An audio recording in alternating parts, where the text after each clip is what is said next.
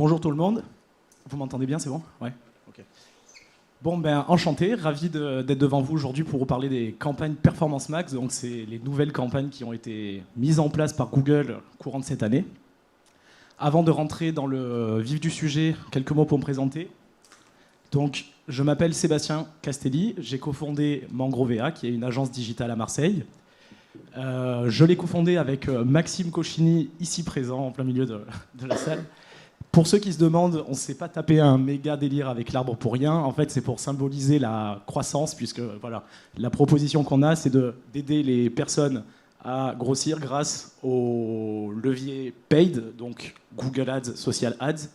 Et on a aussi tout un volet lié au tracking, à la collecte de données sur site internet, applications, qu'on va ensuite transmettre aux plateformes d'analyse pour prendre des décisions stratégiques et basées sur les données. Et on va aussi transmettre ces données aux plateformes comme Google, Facebook, etc.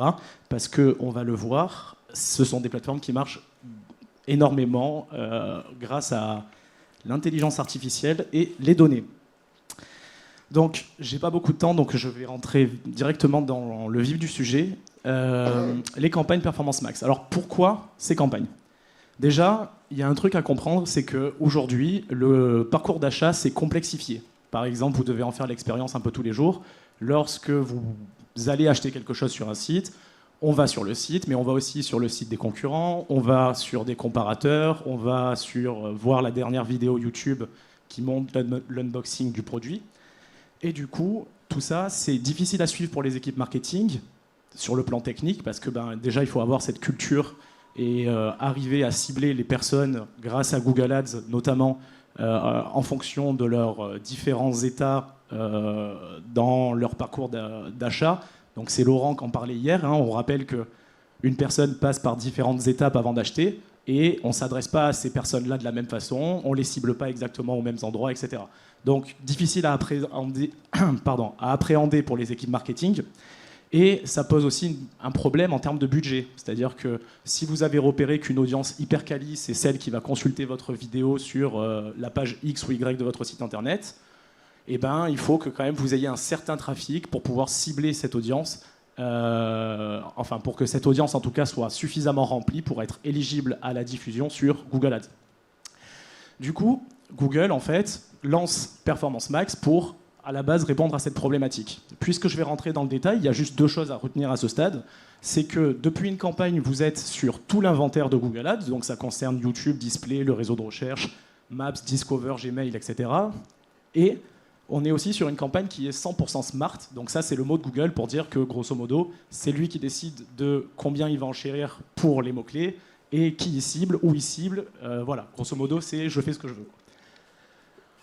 Quels sont les objectifs annoncés par Google avec les campagnes Performance Max ? Il y en a 3. Donc ça vient du site de Google directement. Le premier, c'est trouver de nouvelles audiences. Bon, ça, en fait, on comprend bien l'idée et a priori, on est d'accord avec ça parce que, trouver de nouvelles audiences, au final, ils nous diffusent plus largement dans des inventaires sur lesquels on n'était pas avant. Typiquement, je ne sais pas s'il y en a parmi vous qui font de la publicité Google Ads, mais je pense qu'ils pourront tous témoigner qu'on récupère souvent des comptes qui ne font pas, par exemple, de publicité sur YouTube. La raison, elle est évidente, c'est par manque de moyens. C'est compliqué de faire une publicité sur YouTube, mais elle est aussi par manque de technique parce que on ne maîtrise pas forcément bien au sein de l'entreprise YouTube Ads et voilà, on préfère rester sur les canaux qu'on connaît. Donc on touche des gens à des endroits où on n'était pas avant. Et en plus de ça, on est sur un algo qui est vraiment axé conversion et du coup, cet algorithme il va pas être biaisé par les a priori qu'on pourrait avoir du style telle ou telle personne, notre produit ou notre service va l'intéresser, et telle ou telle personne, c'est même pas la peine, ça sert à rien. L'algorithme, lui, regarde concrètement, froidement les résultats, et à partir de là, il va aller dans le sens de cette cible ou pas. Donc ça, c'est le point 1. Deuxième point, augmenter la pertinence des annonces. Ça, en fait, c'est parce que, comme je vous disais tout à l'heure, les personnes, on ne s'adresse pas à elles de la même façon si elles sont à deux doigts d'acheter, à deux doigts de sortir la carte bleue pour passer à la caisse sur votre site, par rapport à si la personne elle vient juste de découvrir qu'elle a un problème et qu'elle est un peu à la recherche de comment le résoudre. À ce moment-là, on n'est pas sur le même support et on n'a pas le même message. Et la promesse de Performance Max, c'est justement de toucher les bonnes personnes aux bons endroits.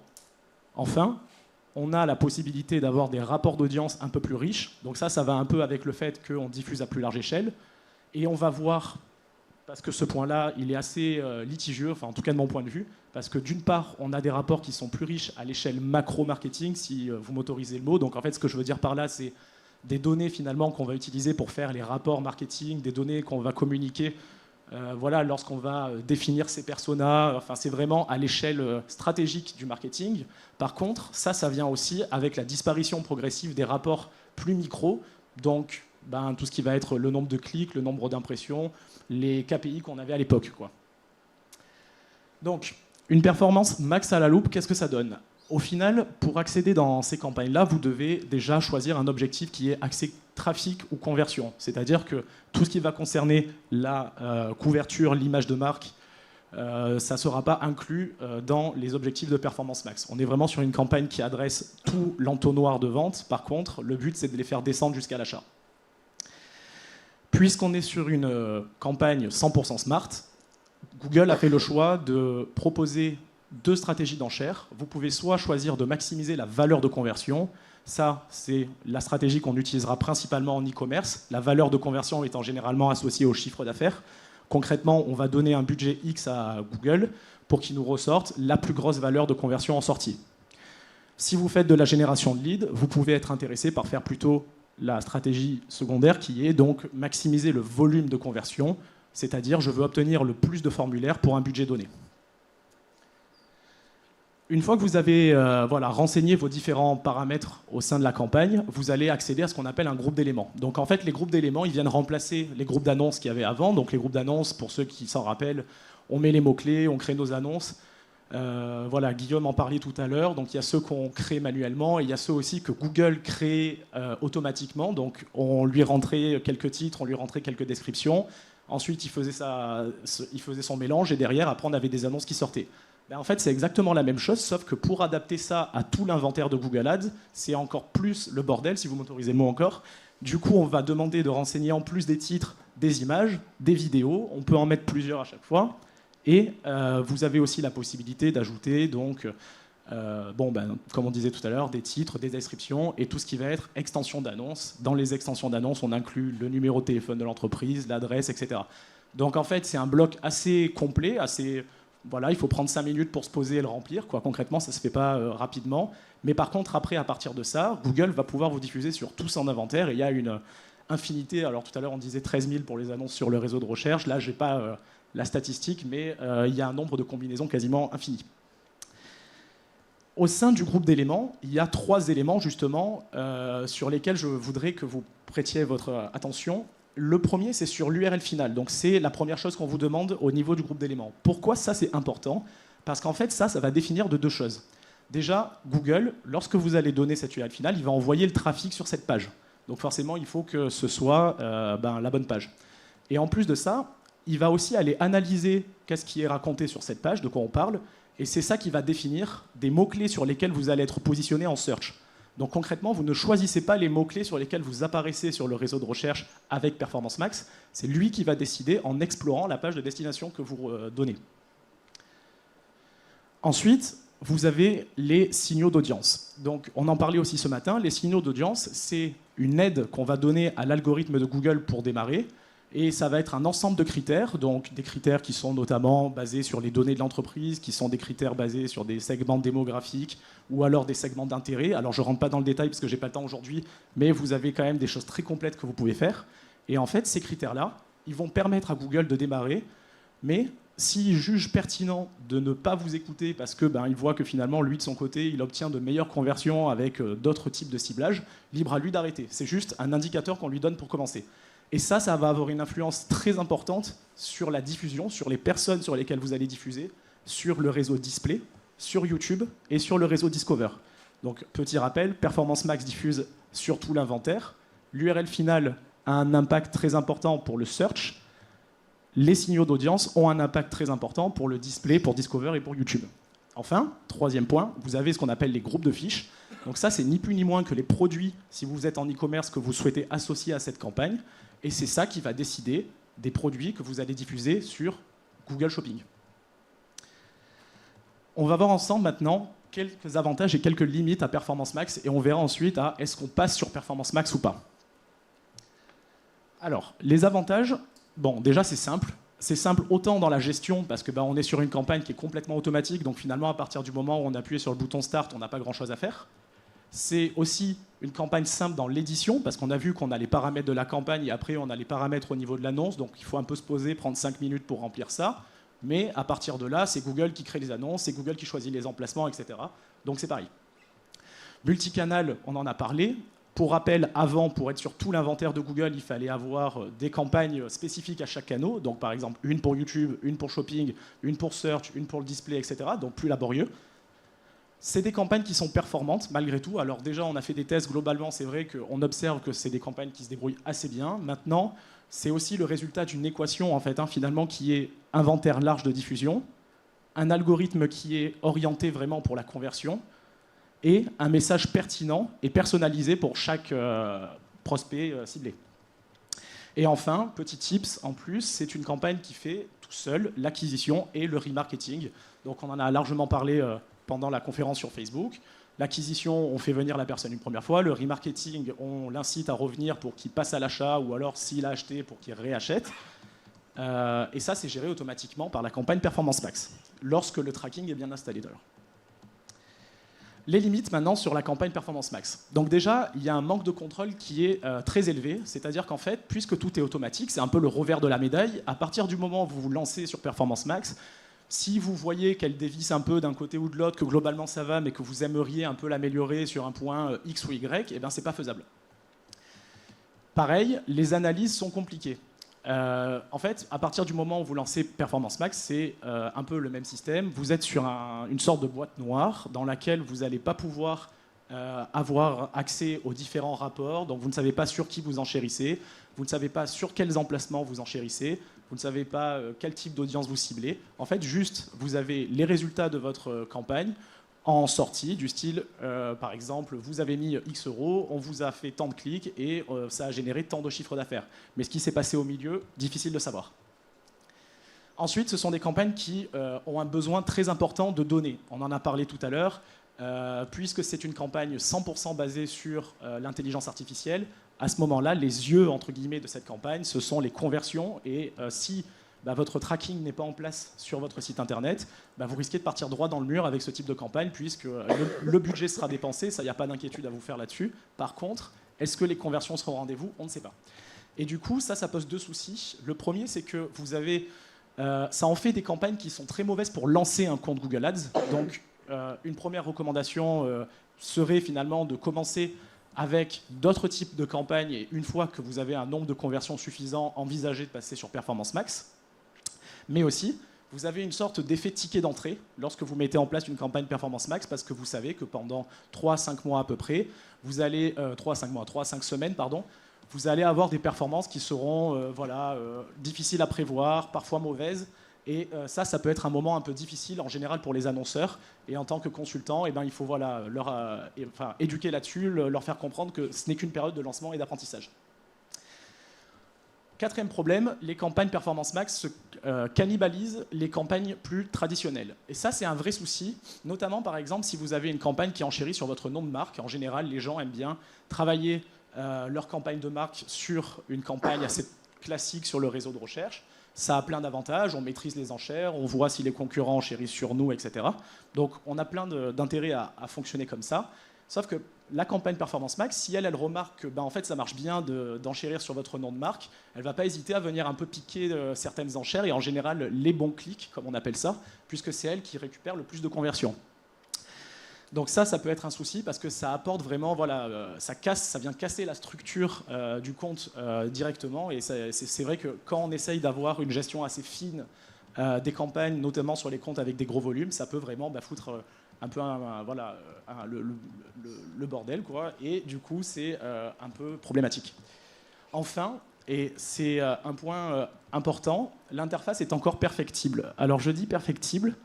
En fait, concrètement, il y a quelques pièges au moment où vous allez créer votre campagne. Je ne sais pas s'ils sont volontaires ou pas, mais les connaître, c'est vraiment important parce que ça peut vraiment impacter vos performances. On va en parler. Du coup, est-ce qu'on migre vers Performance ou pas vers PMax ou pas, pardon. En fait, c'est un peu une non-question parce que ceux qui ont des e-commerce, il y en a qui ont des e-commerce dans la salle? Oui? Ou qui gèrent des comptes e-commerce? Ok, bon, ok, il y en a plus, d'accord. Eh bien, en fait, ce qui se passe, c'est que vous avez dû remarquer que certaines campagnes ont migré automatiquement vers Performance Max. Les campagnes concernées, ce sont les campagnes Smart Shopping, donc les campagnes shopping intelligentes, et les campagnes locales, donc c'était ces campagnes qui permettaient d'afficher votre adresse et votre numéro sur Google Maps. Et bien ça, en fait, ça a posé beaucoup de problèmes dans certains comptes pour deux raisons. La première, c'est que le mot migrer, il est mal choisi, parce qu'en fait, en réalité, la campagne n'a absolument pas migré, c'est Google qui a coupé automatiquement l'ancienne campagne et qui en a relancé une. L'inconvénient, du coup, c'est que tout l'historique, tout l'apprentissage qui était sur la première campagne n'a pas été transmis à la seconde. C'est-à-dire qu'en fait, la deuxième campagne Performance Max relancée part from scratch, quoi. Deuxième inconvénient, les campagnes Performance Max qui sont lancées ensuite, elles sont lancées avec des réglages qui sont mis en place automatiquement par Google, par défaut. Et du coup, en fait, je vous invite quand même à aller retourner dans ces campagnes qui ont été créées automatiquement par Google parce que vous risquez d'avoir des mauvaises surprises. Donc ça, c'est pour les gens qui avaient des campagnes qui ont été migrées automatiquement. Maintenant, il y a ceux qui ont le choix, quoi, qui n'avaient pas de campagne ni Smart Shopping ni locale, et eux, est-ce qu'ils migrent ou pas? Bon, ben en fait, la réponse, elle est toute simple, c'est est-ce que votre compte traque suffisamment bien ses conversions et a un historique de conversion suffisant qui justifie de tenter la campagne Performance Max. Voilà. Maintenant, vous décidez de vous lancer sur Performance Max, donc je vais vous donner quelques astuces, quelques bonnes pratiques, et on va parler de ces fameux pièges à éviter. Déjà, tout à l'heure, je vous ai dit que ce n'était pas possible de choisir les mots-clés sur lesquels on enchérissait. Bon, ben c'est vrai. Par contre, il y a un moyen de décider quels sont les mots-clés sur lesquels on ne veut pas enchérir, pour éviter justement cette cannibalisation entre les campagnes. En fait, pour ça, tout simplement, il suffit de contacter votre account manager directement depuis le menu Aide. Là, vous voyez le point d'interrogation en haut de Google Ads, et vous lui demandez s'il est possible d'enlever donc votre marque, la marque de vos concurrents et certains mots-clés non pertinents que vous pouvez essayer de faire passer. Alors, ce n'est pas idéal, parce qu'on n'a pas la main dessus, mais c'est possible. J'ai vu aussi une information comme quoi Google prévoyait la possibilité de supprimer des mots-clés, jusqu'à 1000 mots-clés, je crois, par campagne Performance Max. Donc c'est dans les tuyaux, mais ce n'est pas encore en place. Deuxième point, il est possible d'exclure certains emplacements display. Pour rappel, encore une fois, la campagne Performance Max, c'est elle qui choisit où et sur quoi elle vous fait remonter. Donc de temps en temps, elle peut vous faire remonter sur des sites qui n'ont absolument aucun rapport. Vous allez voir vos pubs sur...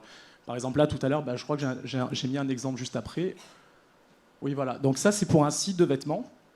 Un compte qu'on a récupéré il n'y a pas longtemps. Bon, on voit qu'en fait, il remonte, entre autres, sur l'application Candy Crush Saga. Bon, je ne sais pas si c'est super intéressant pour ce client-là. Du coup, en fait, pour afficher ce rapport, il y a justement un rapport qui est bien planqué au niveau des campagnes Performance Max. Donc vous sélectionnez la campagne Performance Max et vous pouvez aller ensuite dans Rapport prédéfini, Autres et Emplacement des campagnes Performance Max. Et là, vous allez avoir un truc qui va ressembler à ça. Donc c'est le tableau du haut dans lequel vous voyez quels sont les emplacements sur lesquels vous avez été diffusé. Et regardez bien le truc qui s'appelle propriété détenue et exploitée par Google. 41 000 impressions. Aucun détail, donc on est vraiment là on touche du doigt un peu ce que je vous expliquais au début, qui est que tout est bloqué et tout est fait pour que l'optimisation fine des campagnes soit rendue compliquée. Bon, par contre, si on décide d'enlever Candy Crush, Saga et tout le reste, ce que je vous recommande, d'ailleurs je vous recommande de faire ça pour tous les comptes, en tout cas ceux qui sont consultants, tous les comptes que vous récupérez. En général, moi, ce que je fais, c'est que j'applique un filtre à tous les comptes pour toutes les applications mobiles, à part certaines exceptions assez rares. Donc, dès que je récupère un compte, je vais dans Outils et paramètres, liste d'exclusion d'emplacement, et j'associe une liste que j'ai déjà créée depuis quelques temps pour interdire à Google d'enchérir sur les applications mobiles parce que c'est du trafic. Comme l'expliquait Guillaume ce matin, qui est du trafic en fait, c'est une arnaque à peine déguisée quoi. Ouais, voilà. Du coup, maintenant qu'on a vu comment on pouvait un peu se débrouiller pour exclure les mauvais mots-clés, exclure les mauvais emplacements, même si encore une fois, c'est pas parfait. La question qui se pose aussi, c'est comment on structure son compte, parce que Performance Max, c'est une campagne qui diffuse sur tout l'inventaire, qui prend de la place, qui cannibalise les autres campagnes, etc. Donc il y a quand même une réflexion à avoir de ce côté-là. Déjà, il y a un point important, c'est en tout cas, c'est une recommandation que je vous donne et que moi j'utilise personnellement. Je n'utilise qu'un groupe d'éléments par campagne. Donc, rappelez-vous, le groupe d'éléments, c'est cette espèce d'énorme sac dans lequel, au début, on met vidéo, images, titres, URL, etc. Et en fait, vous pouvez en mettre plusieurs par campagne. Vous pouvez très bien avoir une campagne qui a un groupe d'éléments 1, un groupe d'éléments 2, groupe d'éléments 3, etc. Sauf que ça, en fait, c'est pas du tout optimal de fonctionner comme ça parce que Google ne vous donne aucun rapport de performance par groupe d'éléments. Vous pouvez pas avoir, par exemple, vous savez que sur ce mois, votre campagne a généré 100 000 euros de chiffre d'affaires. Et bien peut-être qu'en fait, c'est un des groupes d'éléments qui a généré 90 000 euros et les 15 autres qui y a à côté se sont partagés les 10 000 euros et en fait traînent la campagne Performance Max vers le bas, quoi. Du coup, en fait, nous, ce qu'on fait, c'est qu'on a adopté une structure de compte un peu différente, avec plusieurs campagnes. Donc, il y a beaucoup de campagnes parfois, mais au moins, on a une vue qui est détaillée. Au niveau de l'analyse de la campagne, on a une vue qui est détaillée et du coup contrôlable, mesurable, des performances par campagne. Donc, du coup, on a par exemple, c'est l'objet du graphique, hein, on a campagne 1, groupe d'éléments 1, voilà, donc, et à l'intérieur de ce groupe d'éléments, on a le signal d'audience correspondant à ce groupe-là, les images, le mix d'éléments, donc c'est images, titres, etc., vidéos qui correspondent à ce groupe d'éléments, la page qu'on souhaite cibler et éventuellement les produits en shopping qu'on souhaite cibler. Donc comment ça s'applique aux différents... D'abord, alors je referai un point plus détaillé pour les e-commerce et pour la lead gen de structure. Mais justement, là, à ce stade, retenez simplement que ça peut être intéressant de travailler avec un groupe d'éléments par campagne et pas plusieurs groupes d'éléments par campagne. Maintenant, les fameux pièges dont je vous parlais. Déjà, au moment où vous créez votre campagne, on vous propose de cibler une zone géographique. Donc ça, toutes les campagnes Performance Max le proposent. Sauf qu'il y a un réglage qui est un peu caché. Et en fait, au moment où vous créez votre campagne, vous voyez ce truc-là, présence ou intérêt, dans les options de ciblage géographique. Et bien en fait, par défaut, lorsque vous créez votre campagne, ce bloc-là en rouge n'apparaît pas. Du coup, ça fait que par défaut, si vous ciblez la France, eh ben vous autorisez Google à cibler la France et les gens qui s'intéressent à la France. Donc typiquement, si vous vendez des tables, un Américain qui a décidé de venir passer ses vacances en France et qui cherche une table aux États-Unis peut voir votre annonce de table, quoi. Donc c'est pas du tout optimal et on se retrouve avec des annonces qui diffusent un peu n'importe comment. Pour afficher ce réglage-là, le seul moyen que vous avez, et c'est ça qui est quand même étonnant, c'est de d'abord valider votre campagne. Donc vous finissez votre campagne Performance Max, vous la lancez, et une fois qu'elle est lancée, vous retournez dans les paramètres de la campagne, et vous cliquez à ce moment-là dans Options de ciblage géographique, et vous verrez que présence ou intérêt est l'option cochée par défaut. Donc attention à ça, c'est un piège qui peut faire assez mal en termes de budget. Deuxièmement, c'est pour ça que j'en ai pas parlé tout de suite, vous avez une autre option qui s'appelle nouveaux clients. Donc en fait, ça, c'est une option qui permet d'inciter Google Ads à aller chercher de nouveaux clients. Pour ça, il y a deux solutions. Solution 1, on va lui dire qu'on est d'accord pour le laisser attribuer une valeur fictive supplémentaire pour les nouveaux clients.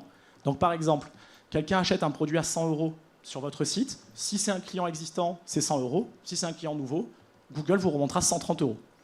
Puisque l'algorithme utilise la stratégie maximiser la valeur de conversion, forcément, il est incité à aller chercher de nouveaux clients, des clients qu'il ne connaît pas. Par contre, il a le droit d'enchérir sur les existants. Sinon, vous avez la deuxième option plus radicale, n'enchérir que pour les nouveaux clients. Bon, ok. Alors, j'ai aucun problème avec la deuxième option. Si vous voulez n'enchérir que pour les nouveaux clients, ça peut être une stratégie qui est très payante sur certains comptes, hein, on l'utilise des fois. Maintenant, la première option, si vous réfléchissez bien, il y a un piège. Parce que si vous l'autorisez à monter de manière fictive la valeur de conversion, et que vous travaillez par exemple avec la stratégie d'enchère qui s'appelle retour sur investissement cible, donc on en parlait tout à l'heure aussi, c'est la fameuse stratégie qui dit pour chaque euro investi, je veux que tu me retournes 6.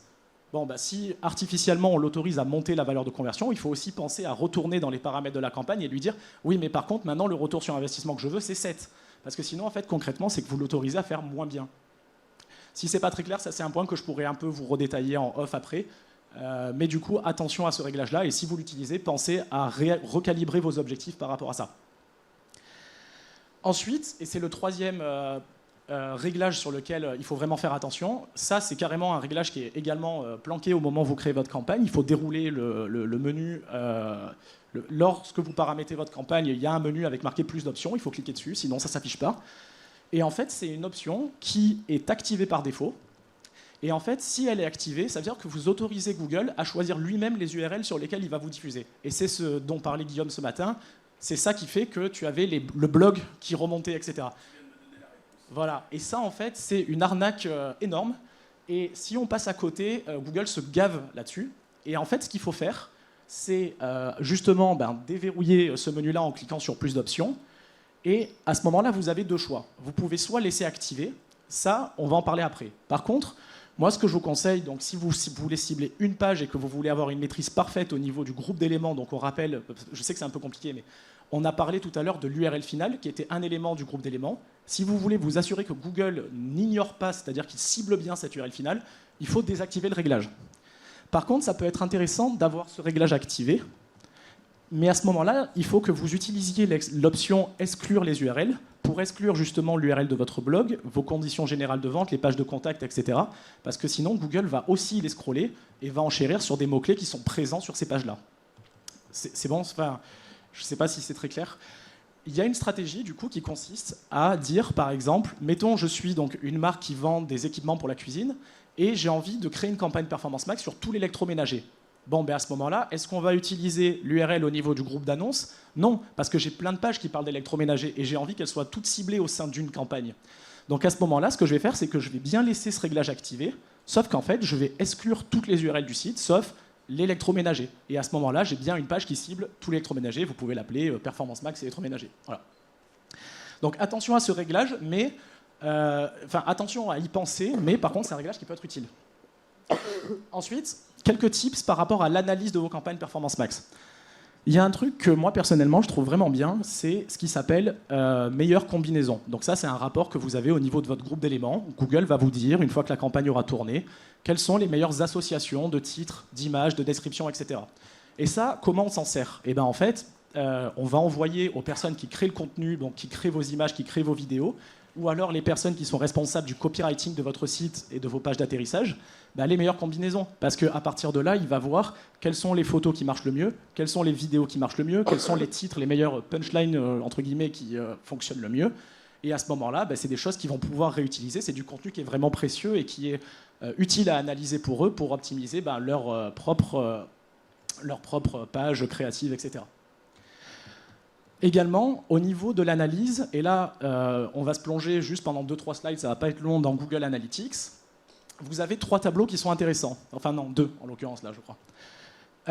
Le premier, c'est le rapport qui s'appelle type d'utilisateur. Alors pour ceux qui ne savent pas, type d'utilisateur, c'est un rapport qui dit le nombre d'utilisateurs qui viennent pour la première fois par rapport à ceux qui reviennent. Et en fait, c'est possible de filtrer ça par campagne. Et à ce moment-là, vous pouvez observer campagne par campagne, ce qui se passe sur Performance Max. Et on voit que le comportement, là, dans l'exemple que j'ai, c'est de faire venir pour 2 tiers de nouveaux visiteurs et pour 1 tiers, vous voyez, 4000 contre 2000, des visiteurs récurrents, donc qui reciblent. Et on voit d'ailleurs que le 2000 se transforme en 4000 sessions, donc en fait qu'en moyenne, il fait revenir les personnes 2 fois. Ça, c'est un truc que je vous invite à observer, parce que au plus le budget de votre campagne Performance Max sera petit, au plus Google aura tendance à 1. Enchérir sur le réseau de recherche, 2. Faire du retargeting. Donc des fois, on a des campagnes en fait qui ne font pas d'acquisition ou très peu, et on s'en rend pas compte, puisque Google, bien sûr, ne le montre pas dans ses rapports. Au niveau d'Analytics, vous avez également un autre rapport qui s'appelle URL de destination, page de destination, et du coup, je reprends l'exemple où je vends de l'électroménager. Bon, j'envoie sur 10 ou 20 ou 50 pages d'électroménager sur mon site, mais il y en a peut-être qui marchent mieux que d'autres. Comment je fais pour analyser les pages qui marchent bien par rapport à celles qui marchent le moins bien? Bon, je vais dans page de destination, je filtre au niveau de la campagne, pareil, la campagne électroménager, et à ce moment-là, j'ai le rapport par page de destination. Qu'est-ce que je fais si la page de destination ne marche pas? Bon, soit je l'exclus complètement, donc je retourne dans Google Ads, je vais dans exclusion et je rajoute la page qui sous-performe, ou en fait, j'essaye de l'améliorer grâce à meilleure combinaison, par exemple, on en parlait tout à l'heure. Ou alors, je peux aussi me dire peut-être en fait que cette page n'a rien à faire dans ma campagne électroménager et que je vais plutôt la mettre finalement dans la page assiette. Ça arrive que des fois, il y ait des pages qui soient triées dans électroménager et en fait, quand on regarde le contenu de la page, c'est plus optimisé pour d'autres typologies de produits, par exemple. Donc à ce moment-là, ça peut être utile de piloter un peu les URL comme ça. Donc maintenant, je vais vous donner quelques tips concernant la partie e-commerce, puis quelques tips concernant la partie lead gen. En e-commerce d'abord. Alors, quelle stratégie d'enchère on utilise? Moi, je vous recommande de partir avec la stratégie, donc maximiser la valeur de conversion. Google va vous proposer l'option « Est-ce que tu veux avoir un retour sur investissement cible ?» En fait, ok, intéressant, mais idéalement, c'est bien de laisser la campagne un peu tourner au début, surtout Performance Max, parce que on est sur du 100% algorithmique et l'idée, c'est de ne pas brider l'algorithme trop tôt pour voir un peu jusqu'où il peut aller et qu'est-ce qu'on peut en tirer. Donc nous, en général, ce qu'on fait, c'est qu'on démarre en maximiser la valeur de conversion, et quand la campagne, c'est un peu, voilà, qu'on voit qu'au bout de 3-5 semaines, les courbes sont un peu plus lisses, un peu plus régulières, à ce moment-là, on va commencer à rajouter de la contrainte et on va utiliser donc le ROAS cible. Donc ROAS cible, c'est, enfin, ROAS cible, sinon Maxime va m'engueuler. ROAS cible, du coup, on va lui dire par exemple, maintenant, à partir de là, pour chaque euro investi, je veux que tu m'en retournes 6, par exemple. Également, ça c'est un truc voilà, dont on a discuté avec d'autres consultants et que je trouve intéressant, que j'avais envie de partager avec vous aujourd'hui. C'est juste une piste et vous en faites ce que vous voulez. Mais au niveau du tracking, on a pour habitude de faire remonter le chiffre d'affaires en valeur de conversion. Ça, c'est le classique. Mais pourquoi pas finalement faire remonter la marge des produits? Parce qu'au final, maintenant que l'algorithme s'optimise tout seul et que son objectif c'est maximiser la valeur de conversion, si la valeur de conversion en question c'est la marge, eh ben, c'est plus intéressant pour l'e-commerçant parce que enfin, ce qui compte à la fin c'est quand même la marge, quoi. Donc ça c'est un truc qui permet d'aiguiller, même sans on ne peut plus aujourd'hui rentrer dans le détail des campagnes Performance Max. Google fait tout pour bloquer et c'est des moyens de contourner pour essayer de l'orienter quand même sur les produits qu'on veut. J'ai mis un point, c'est un petit point de rappel qui ne concerne pas Performance Max, mais que je vois encore trop souvent, optimiser les flux shopping. En fait, quand vous tapez un produit sur Google, de temps en temps, vous voyez, il y a le titre du produit sur Shopping, et les titres veulent rien dire, ils sont trop bizarres, ils sont courts, des fois ils sont longs, et il y a plein d'éléments qui servent à rien. Il ne faut pas oublier un truc, c'est que sur Google Shopping, les deux critères de référencement, ce sont le prix du produit, donc il faut qu'il soit le moins cher possible, et l'optimisation du titre. Vous avez la possibilité de créer dans Google Merchant Center qui gère votre flux shopping ce qu'on appelle des règles de flux. Je n'ai pas le temps de rentrer dans le détail de ce que sont les règles de flux, mais concrètement, ce que vous pouvez retenir, c'est que ça peut vous permettre d'optimiser la création, ça peut vous permettre d'optimiser les titres que vous avez sur Shopping. Donc du coup, je vous invite vraiment à essayer de comprendre comment ça fonctionne et mettre ça en place pour avoir des produits qui sont parfaitement optimisés sur le réseau Shopping pour qu'ils remontent du mieux possible, sur le plus de mots-clés possible. Enfin, il nous reste quand même quelque chose qu'on peut optimiser sur Performance Max malgré tout, c'est activer ou désactiver les produits qui ne fonctionnent pas. Bon, ça c'est presque du bon sens, mais vu qu'on ne peut plus faire grand-chose, je vous précise que ça c'est encore quelque chose qu'on peut faire. Donc Google propose d'avoir un rapport par produit, donc on voit le nombre de clics, on voit on voit le volume de dépenses. Si le produit ne génère pas de conversion, dans un premier temps, on va préférer bloquer jusqu'à ce qu'il reste que les produits qui tirent tout ça vers le haut, et éventuellement après on retravaillera les produits qui sont moins bons ailleurs. Alors, je vous avais promis qu'on reviendrait au niveau des structures, donc rappelez-vous, on a dit qu'on travaillait qu'avec un groupe d'éléments par campagne. En tout cas, nous, c'est notre philosophie, ça nous permet d'analyser les campagnes de manière fine. Du coup, je vais vous proposer 3 structures, mais je ne vais pas rentrer dans le détail dedans parce que sinon, j'aurais pas le temps de conclure et de répondre éventuellement un peu aux questions. En fait, du coup, imaginons, on est en e-commerce, là pour le coup, on a un catalogue donc, de produits. On va reprendre l'exemple de la cuisine parce que c'est plus simple. On vend donc des produits électroménagers, on vend des meubles et on vend des ustensiles. On peut soit faire le choix d'avoir tous nos produits dans une campagne. À ce moment-là, on aurait un groupe d'éléments dans lequel il y aurait toutes nos fiches produits. Le signal d'audience, donc le ciblage sur le réseau display, YouTube, etc., ça serait la personne moyenne du site, l'acheteur moyen, quoi. Vous avez ensuite, au niveau du mix d'éléments, des images, des titres, des vidéos de tous les produits. Au niveau de l'URL du site, vous allez envoyer tout sauf les conditions générales de vente, le blog, etc. pour justement éviter le genre de problème dont parlait Guillaume ce matin. Donc ça, on va dire que c'est la méthode rapide mais peu pertinente. Okay, ça ne veut pas dire qu'elle ne marche pas, hein. Il y a des fois des comptes où ça marche bien. Vous avez ensuite l'option catégorie. À ce moment-là, vous allez créer une campagne par catégorie. Donc dans notre exemple, une campagne pour l'électroménager, une autre campagne pour les ustensiles et une autre campagne pour les meubles. À ce moment-là, c'est beaucoup plus pertinent déjà, puisqu'on va avoir dans notre groupe d'éléments des fiches produits sur Shopping qui parlent que d'électroménager, des signaux d'audience qui sont les gens qui achètent l'électroménager sur votre site, parce que ce n'est pas forcément les mêmes personnes qui achètent l'électroménager par rapport aux ustensiles, etc. Dans les éléments, on va mettre des images des titres d'électroménager, et au niveau des URL, on va exclure tout, sauf les URL qui parlent d'électroménager. Enfin, on a une troisième option, mais ça concerne que les catalogues assez restreints, sinon le travail est trop long. à ce moment-là, on peut avoir une approche par produit. Et du coup, à ce moment-là, on est au summum de la pertinence et on a un contrôle qui est micro et ben, voilà, qui est parfait au niveau de votre structure de compte. Mais encore une fois, c'est compatible que si, ben, par exemple, le catalogue produit n'a pas 5000 références, sinon ben, vous êtes parti pour travailler longtemps. Alors, je ne sais pas si vous avez fait attention, si c'est très visible, mais là, vous voyez, j'ai mis 3 petits points pour l'URL de la fiche produit, pour le mix d'éléments et pour le signal d'audience. En fait, c'est parce qu'il y a une 4e technique que j'aimerais vous montrer, qui consiste à ne pas remplir, vous ne remplissez pas de signal d'audience, vous ne donnez rien, vous ne donnez pas de titre, vous ne donnez pas d'image, vous ne donnez pas de vidéo, vous remplissez rien, à part le groupe de fiches. Vous associez que les fiches produits. Donc par exemple, dans la campagne électroménager, on ne met rien, à part les produits électroménagers. À ce moment-là, comment ça va se passer? Est-ce que la campagne va bugger? Eh bien en fait, non. En fait, elle va diffuser comme ça. Et ça, qu'est-ce que c'est? C'est les campagnes Smart Shopping qu'on avait avant, au final. On va avoir une campagne Performance Max qui ne diffuse que sur le shopping.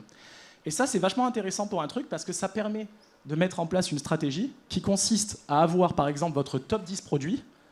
Mais si votre top 10 produits, on parle de produits qui ne sont pas dans la même catégorie, qui ne ciblent pas les mêmes personnes, et en fait, on n'a pas envie de diffuser ces produits sur le réseau de recherche ou sur le réseau display, qu'on les veut qu'en shopping, avec un gros budget, et bien à ce moment-là, de ne rien mettre à part les produits en shopping permet d'avoir cette approche-là où en fait on va mettre en avant en particulier les produits, les meilleurs produits du catalogue, parce que généralement les e-commerce c'est ça, sans avoir les inconvénients de ça va faire des annonces un peu dégueulasses sur le réseau display, sur YouTube, etc. Donc ça c'est vraiment un truc, on en reparle après aussi pour ceux que ça intéresse.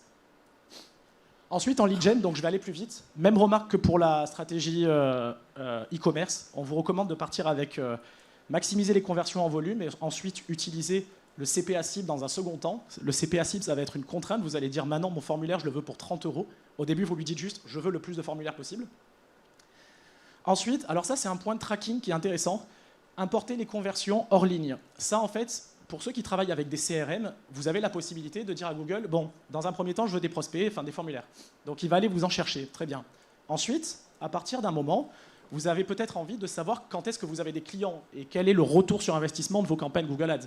À ce moment-là, en fait, ce que vous pouvez faire, c'est utiliser un logiciel type HubSpot, par exemple, et suivre l'évolution de votre parcours client. Donc vous savez, par exemple, que cette personne-là a été un prospect, et lorsqu'elle devient client, eh ben, on peut créer une automatisation, donc c'est un peu compliqué à expliquer, mais qui va envoyer un signal à Google Ads comme quoi le prospect, le formulaire numéro 42, est devenu client et la valeur d'achat, c'est 10 000 €. À ce moment-là, vous pouvez optimiser vos campagnes Google Ads non plus pour des formulaires qui donnent rien, sans savoir après derrière ce qui s'est passé. Vous optimisez vraiment pour des clients qui ont une valeur d'achat.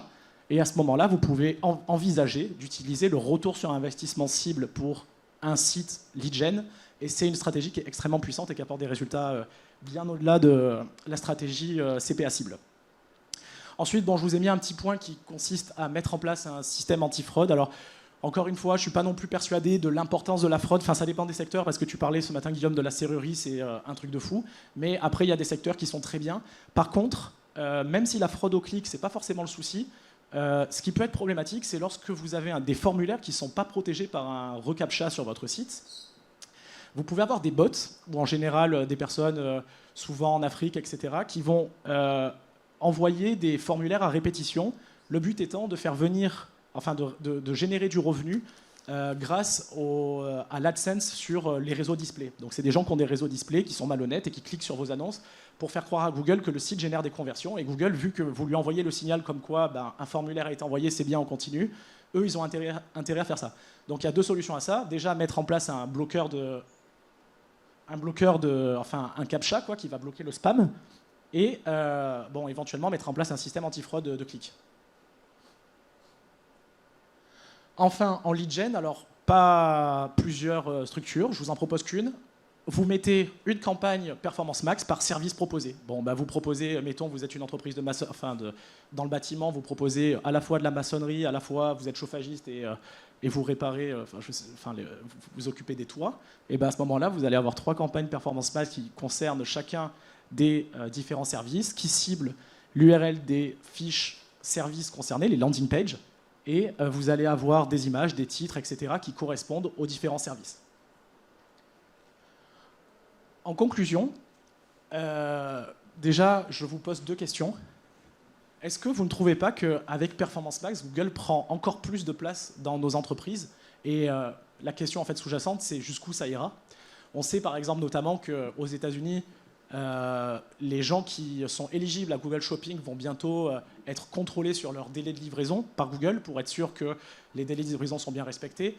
Donc on a vraiment une campagne maintenant, là, pour bien comprendre le système de Performance Max, on est vraiment dans un truc où la campagne, vous lui donnez les clés et derrière, c'est lui qui gère, quoi. Il fait tout pour vous donner le plus de performance possible, mais le moins d'explications. Et derrière, c'est lui qui contrôle le système d'enchères. Du coup, ça m'amène à ma deuxième question. Selon vous, un système d'enchères automatique, donc c'est-à-dire que Google choisit lui-même ses enchères, plus aucun reporting finalement, puisqu'on ne peut plus voir combien ou sur qui il a enchéri, à qui profite vraiment le crime Performance Max, si j'ose parler comme ça. Enfin, donc ça je vous laisse libre d'apporter vos réponses. J'ai également une réflexion au sujet de l'évolution du consultant Google Ads, du métier de consultant Google Ads. Et en fait, la conclusion de cette réflexion, c'est tout simplement, est-ce qu'on ne reviendrait pas à du conseil en marketing plus généraliste, un peu plus old school finalement, dans le sens où en fait finalement, on n'est plus... Enfin, je pense qu'il y a encore quelques années, les bons consultants Google Ads, c'était vraiment les geeks qui comprenaient comment fonctionne Google vraiment dans tous les détails et qui arrivaient à torturer un peu les campagnes, les algos pour pas se faire avoir et avoir les meilleures performances possibles. Aujourd'hui, et je pense que ça ne changera jamais, il y a encore beaucoup de choses qu'il faut connaître et on ne peut pas tout simplement venir comme ça, entre guillemets, en touriste et avoir de bonnes performances par rapport à de vrais professionnels. Maintenant, quand même, est-ce que tout ce temps libéré par Performance Max, et je pense que de toute façon c'est la direction que prendra Google dans les années à venir, hein, donc que ce soit Performance Max ou en général ça marche aussi, est-ce qu'au final c'est pas une bonne nouvelle parce que ça va nous permettre de nous reconcentrer justement sur le travail de base qui consiste à optimiser le flux shopping pour avoir des produits bien diffusés, avoir de bonnes créatives, images, objectifs, etc. Vidéos, pardon, ça ne veut pas dire qu'il faut les produire nous, mais ça veut dire qu'on est là quand même pour conseiller les personnes qui les créent. On en parlait tout à l'heure avec l'option meilleure combinaison d'éléments. Travailler son tracking, alors bon, ça forcément, c'est pas non plus toutes les agences qui en font, mais je pense que c'est quelque chose qui va se démocratiser de plus en plus, dans le sens où aujourd'hui, les campagnes étant 100% algorithmiques, c'est quasiment impossible de travailler sans avoir un tracking qui est parfaitement optimisé, et c'est bien d'être conseillé à ce niveau-là. Bientôt, pour ceux qui annoncent sur Google, vous aurez aussi, alors j'espère pas trop vite, mais des problèmes avec tout ce qui concerne la RGPD autour des données, et du coup, il va falloir se mettre à jour. Donc ça va être un sujet qui va se démocratiser à mon sens. Et ensuite, je vous fais pas tous les points, hein. On a parlé des signaux d'audience ce matin, donc je vais pas redire ce qui a été dit, mais voilà, ça peut être intéressant de travailler son ciblage, de bien comprendre. Enfin, bon voilà, pour moi en tout cas, la réflexion à ce sujet, c'est qu'on en revient un peu, en tout cas en partie, aux basiques du marketing, et du coup, je boucle la boucle avec ça. Et merci pour votre temps.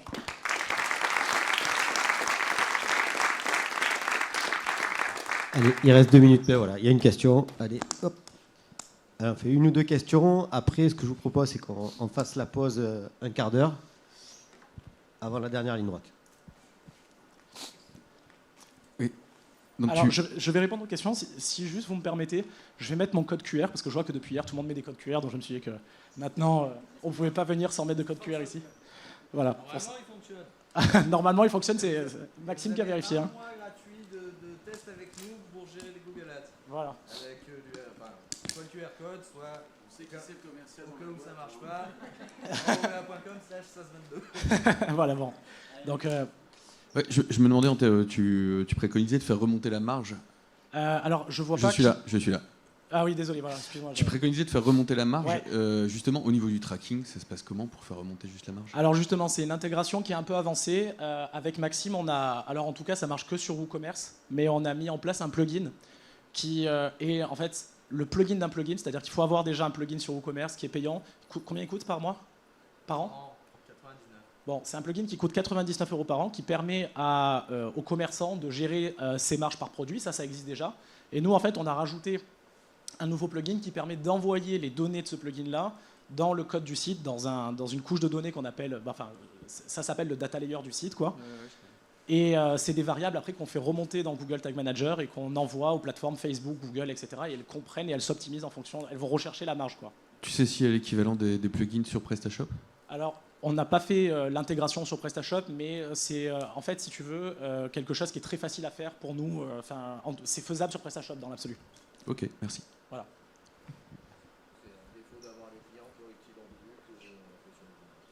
Oui, en fait, pour t'expliquer, on est en train de construire le plugin à la commande. Donc, c'est la raison pour laquelle on l'a que sur WordPress. On a attendu d'avoir une commande sur WordPress pour le faire. Et à partir du moment où quelqu'un est intéressé par ça sur PrestaShop, on le fera développer sur PrestaShop, quoi.